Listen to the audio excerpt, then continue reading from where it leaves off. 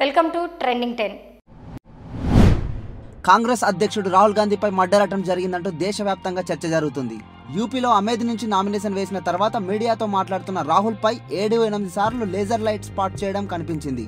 అయితే రాహుల్ ని హత్య చేయడానికి రైఫిల్ నుంచి గురిపెట్టగా లేజర్ లైట్ పడిందంటూ కాంగ్రెస్ నేతలు అహ్మద్ పటేల్, జైరామ్ రమేష్ లు హోమ్ మినిస్టర్ రాజ్నాథ్ సింగ్ కి లేఖ రాశారు. రాహుల్ కి కల్పించే భద్రతపై అనేక అనుమానాలున్నాయని, ఇది పూర్తిగా భద్రతా వైఫల్యమే అని మండిపడ్డారు. అయితే హోంశాఖ మాత్రం అది కేవలం సెల్ ఫోన్ టార్చ్ మాత్రమే అని, రైఫిల్ కాదని తేల్చి చెప్పింది. తెలంగాణలో మొన్నటి వరకు ప్రచారం అంటూ పార్లమెంట్ నియోజకవర్గాల చుట్టూ తిరిగిన ఎన్నికల హడావిడి ఇప్పుడు మళ్లీ పల్లెల్లోకి రానుంది. జిల్లా మండల పరిషత్ ఎన్నికల ప్రక్రియను ఈ నెల 22 నుంచి మే 14 వరకు నిర్వహించాలని రాష్ట్ర ప్రభుత్వం ఎన్నికల సంఘానికి సిఫారసు చేసింది. త్వరలోనే ఎంపీటీసీ, జెడ్పీటీసీల పదవీ కాలం ముగుస్తుండగా సత్వరమే ఎన్నికలు నిర్వహించాలని, ఫలితాలు మాత్రం పార్లమెంట్ ఎన్నికల తర్వాతే విడుదల చేయాలంటూ ప్రతిపాదనలు పంపింది. తనకు ప్రజల నుంచి వేల సంఖ్యలో ఫిర్యాదులు అందుతున్నాయని, లంచం ఇవ్వకుంటే పనులు కావట్లేదని మొరపెట్టుకుంటున్నారని, అందుకే నూతన రెవెన్యూ పురపాలక చట్టాల ద్వారా లంచగొండి వ్యవస్థను పూర్తిగా నిర్మూలిస్తానని అన్నారు కేసీఆర్. అయితే ప్రభుత్వ ఉద్యోగుల అత్యాశ, అవినీతి వల్ల ఇదంతా జరుగుతుందని, దాన్ని తొలగించడానికి కొత్త చట్టం తెస్తే సరిపోతుందా అని ప్రజా సంఘాలు ప్రశ్నించాయి. అయితే లోకల్ గా ఉన్న సర్పంచ్లు, ఎంపీటీసీలు, జెడ్పీటీసీలు ప్రజలను మర్చి సెటిల్మెంట్లలో మునగడం వల్లే ప్రభుత్వ ఉద్యోగులు ఇష్టం వచ్చినట్లు వ్యవహరిస్తున్నారని, స్థానిక రాజకీయ నేతలకు అసోయి ఉంటే ఈ కొత్త చట్టాల అవసరం లేదని ప్రజా సంఘాలు మండిపడ్డాయి. ఎన్డీఏ అధికారంలోకి వస్తే హిందువులు, బౌద్ధులు, సిక్కులు తప్ప బయట నుంచి వచ్చిన మిగతా వారందరినీ దేశం నుంచి తరిమేస్తామన్న అమిత్ షా వ్యాఖ్యలపై దేశవ్యాప్తంగా నిరసన గళాలు వినిపిస్తున్నాయి. హిందూ ఓటర్లను రెచ్చగొట్టేందుకే అనుచిత వ్యాఖ్యలు చేస్తున్నారని, దేశంలో ఉన్న మిగతా అన్ని మతాలకు అమిత్ షా క్షమాపణలు చెప్పాలని జమ్మూ మాజీ సీఎం మహబూబా ముఫ్తీ అన్నారు. ఎన్నో ఏళ్ల నుంచి ఉన్న వివాదాస్పద అంశాలను సున్నితంగా పరిష్కరించకుండా అధికారంలోకి వస్తే అవి వెంటనే పరిష్కరిస్తామని అర్థం లేని వాగ్దానాలు చేసి లబ్ధి పొందాలని చూస్తున్నారని అన్నారు.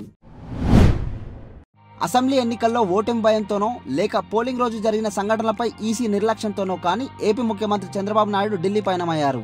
అనేక చోట్ల ఈవీఎంలు మొరాయించాయని, అసలు నా ఓటు నాకు పడిందా అన్న సందేహం ఉందని అన్న చంద్రబాబు, ఈవీఎంల వల్లే ఎన్నికల్లో గందరగోళం ఏర్పడి ఎన్నికల ఫలితాలు తారుమారవుతున్నాయని అన్నారు.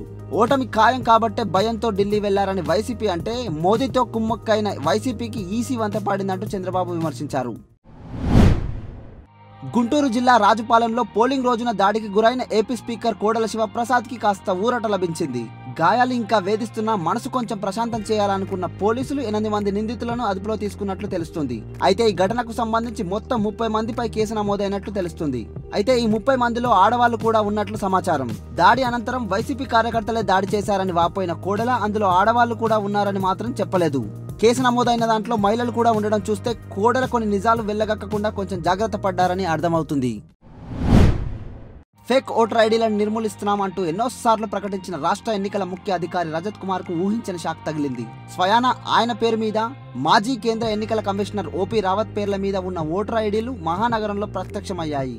దొంగ ఓట్లకు ప్రధాన కారణమైన ఈ ఫేక్ ఐడీల నిర్మూలనపై ఎన్నో రోజులుగా చర్చ జరుగుతుండగా వీటిపై కఠిన చర్యలు తీసుకుంటున్నామంటూ ఈసీ ఎన్నోసార్లు పేర్కొంది. అయితే ఎన్ని చర్యలు తీసుకున్నా స్వయాన ఎన్నికల అధికారుల మీదే ఫేక్ ఐడీలు ఉండడంతో కఠిన చర్యలా లేదా కాలక్షేప చర్యలా వాళ్ళకే తెలియాలంటూ ప్రజల్లో ఆందోళన వ్యక్తమవుతుంది.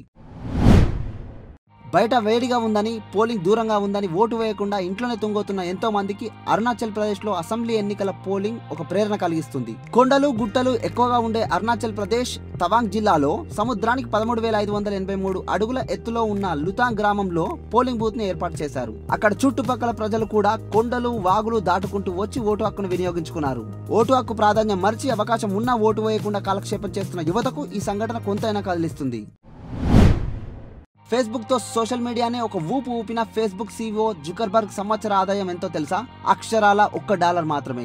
ఆయన కుటుంబ, వ్యక్తిగత, ఇతర సదుపాయాల కోసం కాకుండా జుకర్బర్గ్ తీసుకునే మూల వేతనం $1 మాత్రమే. 3 ఏళ్ల కిందటే తన ఆదాయంలో 99% సోషల్ సర్వీస్ కి, అనాథ ఆశ్రమాలకు రాసిచ్చిన జుకర్ ప్రపంచంలోనే అత్యధిక వార్షిక ఆదాయం ఉన్న కంపెనీలో పనిచేస్తూ కూడా మానవత్వాన్ని మాత్రం మరవలేదు. అయితే ఆయనకు, ఆయన కుటుంబ సభ్యుల భద్రత కోసం సంవత్సరానికి 138 కోట్లు ఖర్చు చేస్తున్నారట. ఆశ లేకున్నా ప్రాణం ముఖ్యం కదా, అందుకోసమేనేమో. సర్వే పోల్స్ తో జనాలకు పార్టీల జాతక లెక్కలు చెప్పే మీడియా సంస్థలకు ఈసీ చెక్ పెట్టింది. మే 19 వరకు ఎగ్జిట్ పోల్స్ విడుదల చేయకూడదంటూ ఆదేశాలు జారీ చేసింది. వాస్తవాల మాట అటుంచితే వీళ్ళు గెలవబోతున్నారు, వాళ్ళు గెలవబోతున్నారు అంటూ ఎగ్జిట్ పోల్స్ లెక్కలకు జనాలు ఆకర్షితులై ఓటు వేస్తారని, దాన్ని అడ్డుకోవడానికే ఈ ఆదేశాలు జారీ చేస్తున్నట్టు తెలియజేసింది.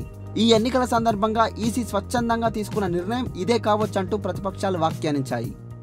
ఇది ఇవాళ ట్రెండింగ్ 10. Keep watching T10.